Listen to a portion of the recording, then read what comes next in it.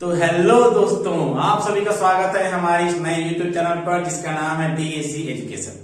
हमारे इस चैनल के माध्यम से हम आपको NEET, IIT, JEE, PET, PAT जैसे विभिन्न एग्जाम्स के हम आपको प्रिपेयर करवाएंगे और इससे रिलेटेड बहुत सारे विषय हैं जैसे कि मैथ्स, फिजिक्स, केमिस्ट्री और बायो। इन सारे सब्जेक्ट्स का जो भी कॉन्सेप्ट होगा, जितने भी सारे क्वेश्चंस आपके दिमाग में होंगे और हमारे पास होगा, वो सभी हम आपसे शेयर करेंगे। जो भी प्रॉब्लम्स होगा उसको सॉल्व करेंगे इसी YouTube चैनल के माध्यम से।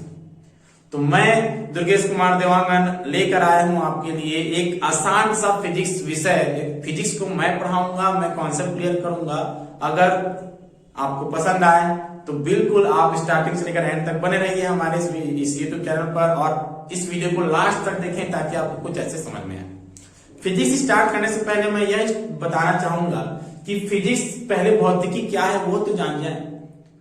जब तक भौतिकी क्या है ये नहीं जानोगे, भौतिक में जो जिन जिन चीजों का उपयोग करते हैं, जिन जिन ऑपरेटर, जिन जिन पैरामीटर्स का उपयोग करते हैं, वो सारी चीज क्या है नहीं जानोगे, तब तक तो मेरे ख्याल से फिजिक्स का जो ज्ञान है वो अधूरा ही है।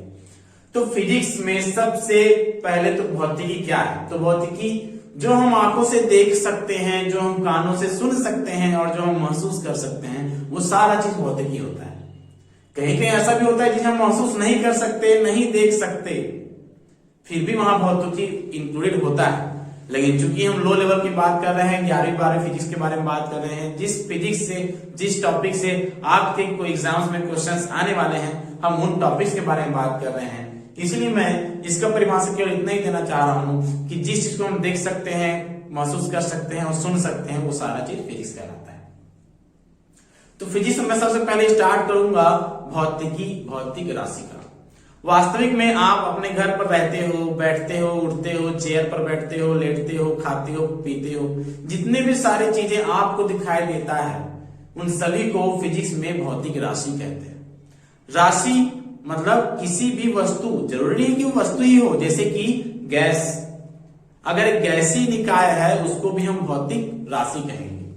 तो हर और प्रत्येक वस्तु को भौतिक राशि कह सकते हैं। तो भौतिक राशि क्या है? जो भी हमारे दैनिक जीवन में मौजूद है वो सारा चीज भौतिक राशि कहलाता है। मैं, तुम, साइकिल, कार, मोटर, गाड़ी, सारा चीज भौतिक राशि ही कहलाएगा।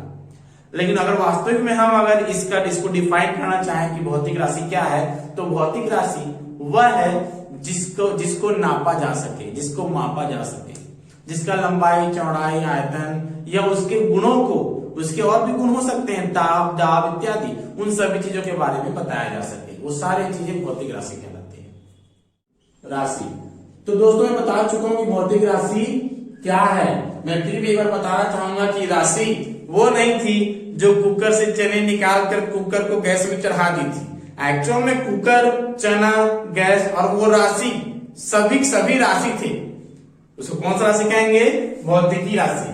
ठीक है, तो भौतिक राशि होता है दो प्रकार का दोस्तों। पहला होता है मूल राशि,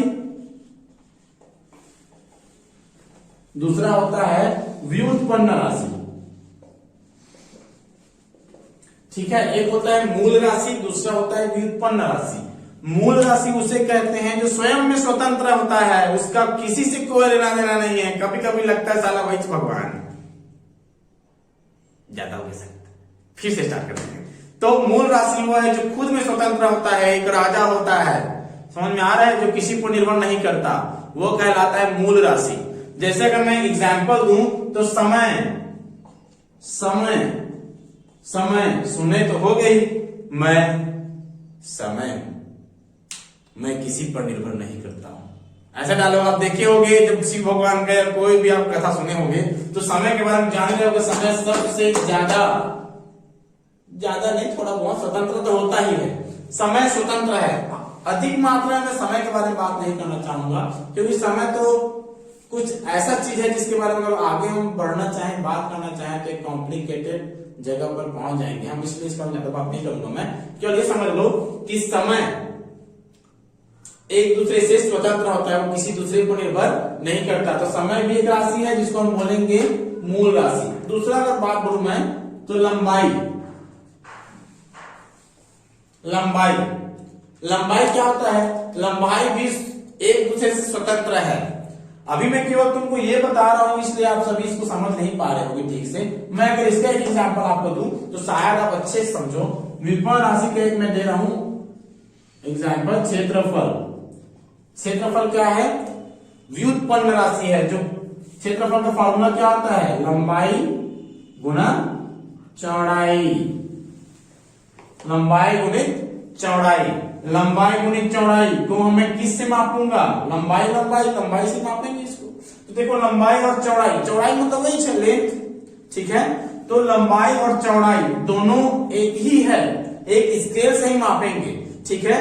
तो लंबाई से मिलकर बना हुआ है क्षेत्रफल। तो लंबाई तो खुद में स्वतंत्र है, जो क्या कहलाएगा? मूल राशि। लेकिन लंबाई का उपयोग करके हम क्या बना दिए? क्षेत्रफल। तो क्षेत्रफल क्या कहलाएगा? व्युत्पन्न राशि। तो व्युत्पन्न राशि वो होता है जो मूल राशि पर निर्भर रहता है, मूल राशि से उत्पन्न होता है, वो कहलाता है व्युत्पन्न राशि। लेकिन मूल राशि खुद में स्वतंत्र होते हैं, जैसे कि ताप, ठीक है, जैसे कि द्रव्यमान। ये सारे चीज क्या है? मूल राशि हैं। अगर मैं बात करूं व्युत्पन्न राशि का तो एक और एग्जांपल ले लो, आयतन। आयतन लंबाई गुणित चौड़ाई गुणित ऊंचाई, अर्थात लंबाई चौड़ाई और ऊंचाई से मिलकर आयतन बना हुआ है, अर्थात लंबाई चौड़ाई ऊंचाई अर्थात आयतन क्या है? व्युत्पन्न राशि है। दूसरे का बात करूं मैं घनत्व। घनत्व बराबर होता है द्रव्यमान बटे आयतन। तो द्रव्यमान बटे आयतन ये भी क्या कहलाएगा? घनत्व। घनत्व द्रव्यमान पर निर्भर हो रहा है और आयतन अर्थात लंबाई चौड़ाई पर उत्पन्न हो रहा है, मतलब लंबाई चौड़ाई पर निर्भर कर रहा है और द्रव्यमान पर निर्भर कर रहा है। कौन? घनत्व। द्रव्यमान क्या है? मूल राशि।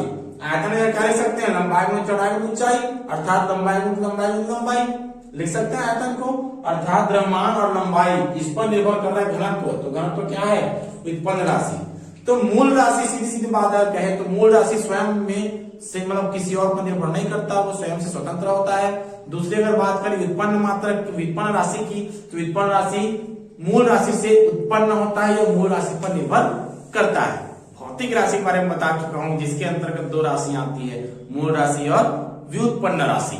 तो एक दो एग्जाम्पल और ले लो, जितना ले सकते हो ले लो, दे रहा हूं मैं। क्या? एक बार और फिर से मूल राशि। अगर मूल राशि का मैं अगर लाइन से लिख दूं क्या क्या होता है मूल राशि, तो हमारे पास लंबाई मूल राशि है, द्रव्यमान मूल राशि है, समय मूल राशि है, ताप मूल राशि है, ठीक है। ज्योति तीव्रता मूल राशि है, पदार्थ की मात्रा मूल राशि है, ठीक है। और क्या आता है? एक तो और आता है, वैसे अभी बताता हूं। विद्युत धारा मूल राशि है। ये सभी मूल राशि हैं, ठीक है। ये किसी दूसरे पर निर्भर नहीं करता। ये विद्युत धारा वही धारा है, इसको करंट बोलते हैं इंग्लिश में, है ना, जिसको आपके बॉडी से गुजारा जाए तो आप सभी लोगों का हेयर स्टाइल सेम हो जाएगा, खड़ा हो जाएगा सबका हेयर स्टाइल, ठीक है। पदार्थ की मात्रा वही मात्रा है जो आप मोल यूज करते हो ना, मोल, कितना मोल पदार्थ का यूज किए, रसायन में आप इस शब्द का उपयोग करते हैं। जब आगे पढ़ेंगे तो आप और अच्छे जानेंगे। फिजिक्स में अधिक से अधिक मात्रा में हमें कोई चीज अगर यूज करना है तो विद्युत धारा, ताप, समय, द्रव्यमान और लंबाई, इन सभी चीजों का उपयोग होगा। ये इन सभी राशियों का उपयोग होगा, चीजों का नहीं, क्योंकि चीज नहीं है, राशि है। और ये सभी के सभी एक दूसरे से स्वतंत्र हैं, ये किसी दूसरे पर निर्भर नहीं करता है। अगर मैं एक आध एग्जाम्पल दूं व्युत्पन्न राशि का, तो व्युत्पन्न राशि देख लो। एक आध एग्जाम्पल दे रहा हूं मैं व्युत्पन्न राशि। जैसे आपको मैं पहले क्षेत्रफल, आयतन, घनत्व के बारे में बता चुका हूं, ठीक है। अब देख लो एक हाथ और ले लो, जैसे कि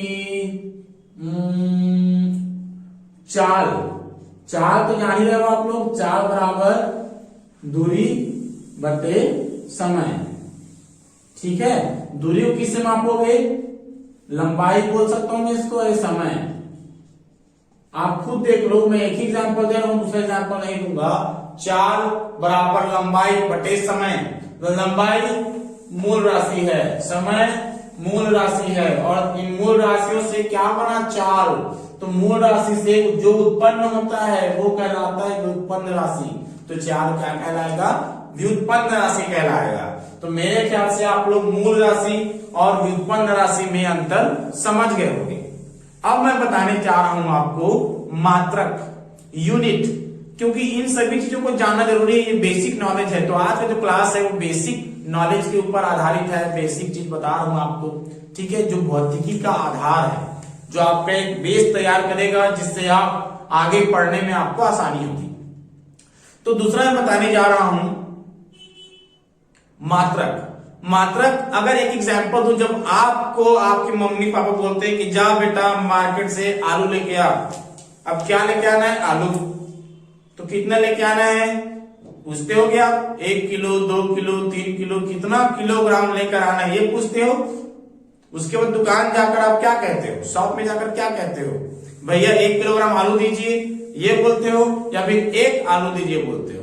क्या तुम्हारे एक बोलने से क्या सामने में समझ में आ जाएगा कि 1 किलो आलू दो, मतलब ये 1 किलो मांग रहा है। हाँ, दुकान वाले को समझ में आ जाएगा कि भैया 1 आलू देना है, वो समझ जाएगा, क्योंकि सामने वो दुकान वाला जानता है कि 1 किलोग्राम में ही मांग सकता है। क्यों, क्योंकि आलू को किलो में लेते हैं। अब आप जाओगे मान लो मार्केट अपने लिए कपड़ा लेने, स्कूल ड्रेस का सिलवाने के लिए, तो आप पीस लोगे, ठीक है, कपड़े का पीस लोगे। अब उसे आपको कटवाना है, शर्ट के लिए 2 मीटर आपको कपड़ा चाहिए, तो आप क्या बोलोगे, 2 कपड़ा दो, ऐसे बोले से क्या आपको कपड़ा दे देगा वो? मेरे ख्याल से 1-2 तो दे ही देगा। आपको मांगना है 2 मीटर लेंथ का कपड़ा चाहिए, है ना, शर्ट पीस चाहिए, आप इस प्रकार से मांगोगे। तो हमारे दैनिक जीवन में प्रत्येक चीज को मापा जा सकता है, और प्रत्येक चीज को मापने के लिए उससे एक स्टैंडर्ड वर्ड का उपयोग करना पड़ता है, एक मानक राशि, एक ऐसा राशि का उपयोग करना पड़ता है जो उस चीज को अच्छे तरीके से एक्सप्लेन करेगा। जैसे 1 किलोग्राम आलू, तो किलोग्राम ये शो करता है कि आलू 1 किलो देना है, ठीक है, मतलब 1000 ग्राम देना है। मीटर आपको कपड़ा लेने में मदद कर रहा है, दर्जन आपको केले लेने में मदद करता है, ठीक है, लीटर दूध लेने में, ऑयल लेने में मदद करता है, पेट्रोल लेने में मदद करता है। तो ऐसे बहुत सारे मानक शब्द है, मानक राशि है, यही को ही मात्रक कहते हैं। प्रत्येक चीज का मात्रक होता है, चाल का मात्रक होता है, हमारे लंबाई का ही मात्रक होता है। तुम्हारा लंबाई कितना है, तो आप क्या बताते हो, आपका लंबाई 5 फीट है, 5.5 फीट है, 6 फीट है, आप फीट में बताते हो, फीट या फुट, आप इसे बताते हो। आप जब लंबाई पूछा जाता है तो आप मेरा लंबाई 5 किलोमीटर है ऐसा बोलते हो क्या? समझ में आ रहा होगा मेरे ख्याल से, ठीक है। तो प्रत्येक चीज को मापने के लिए उसके लिए हमें एक स्टैंडर्ड वर्ड का उपयोग करना पड़ेगा, स्टैंडर्ड राशि का उपयोग करना पड़ेगा, स्टैंडर्ड क्वांटिटी का उपयोग करना पड़ेगा। दैट इज कॉल्ड यूनिट और यूनिटी, ठीक है। मात्रक, तो मात्रक भी 2 प्रकार के होते हैं, वो होते हैं एक मूल मात्रक और एक व्युत्पन्न मात्रक। देखो, आप मूल राशि के लिए भी, मूल राशि को भी मापोगे ना किसी न किसी चीज से, ठीक है। तो मूल राशि स्वयं में स्वतंत्र है, वैसे ही मूल राशियों का मात्रक भी स्वतंत्र होता है। जैसे कि अगर मैं एक्सप्लेन करूं तो लंबाई को मीटर से मापते हैं, मीटर से, द्रव्यमान किससे मापते हैं, किलोग्राम से मापते हैं, समय किससे मापते हैं, सेकेंड से मापते हैं, सेकेंड, ठीक है, ताप को केल्विन से मापते हैं। तो इन सभी का एक पर्टिकुलर मात्रक है जिससे उसे मापा जाएगा। और चाल किससे बना है, दूरी को मापेंगे मीटर से, समय को मापेंगे सेकेंड से। तो चाल का मात्रा क्या हो गया, मीटर प्रति सेकेंड। आप जब गाड़ी चलाते हैं तो आपकी गाड़ी के मीटर में लिखा रहता है किलोमीटर प्रति, मतलब पर आवर, क्या लिखा रहता है, km/h, किलोमीटर प्रति घंटा, मतलब 1 घंटा में कितना किलोमीटर। तो आप गाड़ी का जो मीटर जो स्पीड दिखा रहा होता है 50 का 60 का, इसका मतलब ये हुआ कि 1 घंटे में आपका गाड़ी आपको 60 किलोमीटर लेकर जाएगा। तो ये मात्रक कौन सा मात्रक हुआ, चाल का मात्रक हुआ, किलोमीटर या मीटर प्रति सेकेंड या किलोमीटर प्रति घंटा, ये चाल का मात्रक हुआ। चाल क्या है, वेग क्या है, सभी चीज के बारे में पढ़ेंगे। आज का बेसिक क्लास है तो आपको मैं बेस क्लियर करा रहा हूँ। मेन मेरा मुद्दा है मात्रक का, तो आपको मात्रक अच्छे तरीके से बताने जा रहा हूँ। मात्रक की कितनी पद्धतियां होती हैं, मात्रक भी अलग अलग होता है। आप जब सोना चांदी लेने जाते हो, सोना चांदी तो किलो में लेते हो क्या, 1 किलो मेरी बेटी के लिए सोना दिया जाए, ऐसा बोलते हैं क्या? राजा महाराजा तो है नहीं, ग्राम में ले सकते हैं, 10 ग्राम का 1 तोला, ठीक है। तो 1 ग्राम, 2 ग्राम, 3 ग्राम, 10 ग्राम, 20 ग्राम सोना लेते हो तो वहां ग्राम को उपयोग करना पड़ता है। इसका मतलब केवल द्रव्यमान के लिए किलोग्राम का मात्रक हो तो छोटे राशि को कैसे लेंगे? अगर एग्जांपल दूं, रोड को किससे मापते हैं? रोड की लंबाई को किलोमीटर से और हमारे लंबाई को फीट से।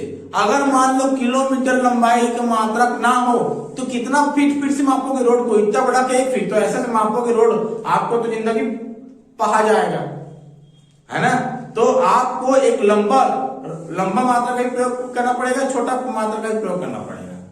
आपका छोटा स्केल होता है जो आप यूज करते हो, आपके अपने बैग में लेकर स्कूल जो जाते हो, जिस स्केल 15 सेंटीमीटर का होता है, उसे बोलूंगा 15 किलोमीटर को मापो तो माप लोगे क्या? माप तो लोगे, लेकिन कितना समय तुम्हारा वेस्ट होगा, समझ आ रहा है। तो हमें बड़े मात्रक की भी आवश्यकता होती है, छोटे मात्रक की भी आवश्यकता होती है। तो इसीलिए मात्रकों की अलग अलग पद्धतियां लाई गई भौतिकी में, ताकि हम छोटे चीजों को, बड़े चीजों को अच्छी तरीके से और आसानी से माप सकें। तो ठीक है दोस्तों, आप सभी को मैं अभी तक क्या बता चुका हूं कि भौतिक राशि क्या होती है, व्युत्पन्न राशि क्या होती है, मूल राशि क्या होती है। अब मैं बताने जा रहा हूं कि उसकी कितनी मात्रक होती है, मात्रक कितने प्रकार से मापोगे। लंबाई को आप सेंटीमीटर बोलते हो, मीटर बोलते हो, मिलीमीटर, माइक्रोमीटर, ठीक है, नैनोमीटर, फेम्टोमीटर, पिकोमीटर, ऐसे बहुत सारे लंबाई के मात्रक है। इन सभी मात्रकों का आवश्यकता हमें अलग अलग लेवल पर हुआ और उससे मैं आगे बताऊंगा। तब तक अभी तो मेन रूप से हमारे पास 4 पद्धतियां होती है, जिसका मैं यहाँ पे लिख चुका हूँ, आप ध्यान से देखिए। सबसे छोटा राशि होता है, सबसे छोटा मात्रक होता है CGS पद्धति। CGS में C का फुल फॉर्म होता है सेंटीमीटर, G का ग्राम और S का सेकेंड। मतलब लंबाई का मात्रक सेंटीमीटर लेते हैं, द्रव्यमान का मात्रक ग्राम और समय का मात्रक सेकेंड। इसी प्रकार FPS होता है, इसमें लंबाई का मात्रक फुट, पाउंड, द्रव्यमान का मात्रक और टाइम का मात्रक सेकेंड। MKS होता है मीटर, किलोग्राम, सेकेंड, अर्थात लंबाई का मात्रक मीटर, द्रव्यमान का मात्रक किलोग्राम, समय का मात्रक सेकेंड, ठीक है। और SI जो है इंटरनेशनल यूनिट है। इन सभी का आप कहीं ना कहीं उपयोग कर चुके हो, तो इसका आप उपयोग जानते हो। आज इसका आप नाम भी जान गए, इसलिए आप सभी को बधाई हो कि आप नाम जान गए। अब इधर देखो, इंटरनेशनल यूनिट। इंटरनेशनल यूनिट क्या होता है? अंतरराष्ट्रीय यूनिट। अंतरराष्ट्रीय यूनिट भी अलग अलग होता है, ठीक है। जो आपको इससे पहले जो मैं 7 मूल राशि बताया था, वो सातों का जो मूल राशि है उसका मात्रक लिखकर आपको दिखाया था बाजू में, वो मात्रक ही क्या कहलाता है? इंटरनेशनल। ऐसा ही जो है MKS जैसा ही होता है, जैसे मीटर, किलोग्राम, सेकेंड है ना, वैसे ही अगर आप कपड़ा लोगे कहां जाकर? विदेश में जाकर, तो वहां भी आप क्या बोलोगे? 2 मीटर ही बोलोगे, मतलब मीटर ही बोलोगे, ठीक है। कोई भी सामान लोगे जिसका द्रव्यमान होता है, जिसका वेट होता है ना, उसको किससे मापोगे?